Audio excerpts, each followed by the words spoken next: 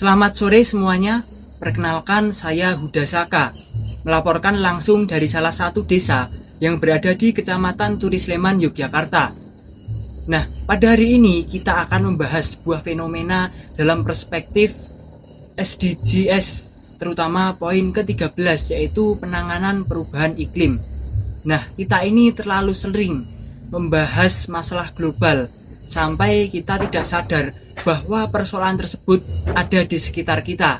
Di belakang saya terlihat bekas pembakaran sampah, sebuah pemandangan yang sudah dianggap biasa.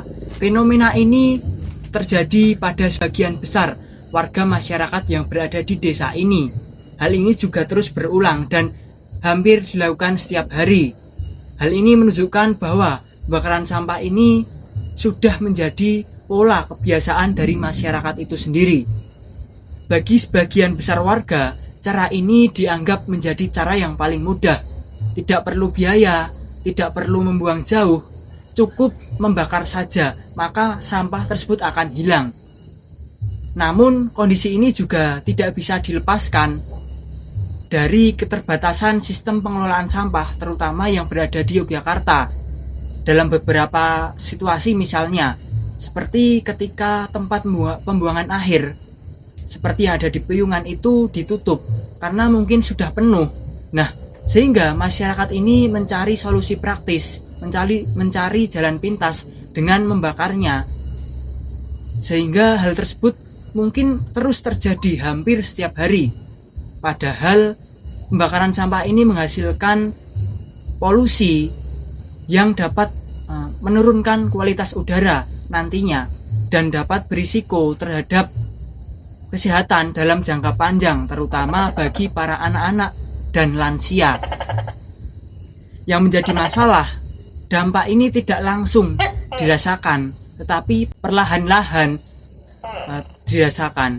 Nah, untuk melihat dampak yang telah dirasakan oleh masyarakat, kami tadi sudah bertanya kepada salah satu warga yang berada di desa ini. Berikut cuplikannya. Bila mana ada kebakaran sampah mengganggu kepada orang lain dan saya sendiri. Nah, baik. Pernyataan tersebut menunjukkan bahwa dampak pembakaran ini mungkin tidak hanya bersifat teori saja, tetapi langsung dirasakan oleh sebagian masyarakat. Namun meskipun dampaknya terasa, kebiasaan ini tetap dilakukan. Di satu sisi, masyarakat ingin lingkungan yang bersih dan sehat, namun di sisi lain justru mereka menciptakan polusi di ruang hidup mereka sendiri. Ironisnya, karena sudah menjadi kebiasaan, praktik ini jarang dipertanyakan. Nah, disinilah terlihat dinamika pendidikan dan pembangunan berkelanjutan.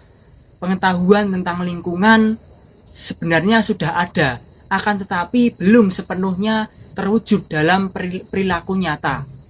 Nah, pendidikan ini tidak hanya berlangsung di sekolah saja, tetapi juga dalam praktik di kehidupan sehari-hari. Jika kebiasaan seperti ini terus terjadi, maka muncul pertanyaan di benak kita semua. Apakah nilai-nilai dari pendidikan dan pembangunan berkelanjutan benar-benar sudah dipahami dan ditanamkan, atau hanya sebatas wacana saja? Nah, lalu sampai kapan hal ini akan terus dianggap menjadi masalah sepele? Perubahan bisa dimulai dari kesadaran kecil. Bisa saja kebiasaan yang kita anggap mudah hari ini menjadi risiko besar bagi masa depan. Untuk itu, mari kita ubah kebiasaan ini demi lingkungan kita yang lebih baik. Terima kasih, saya Huda melaporkan.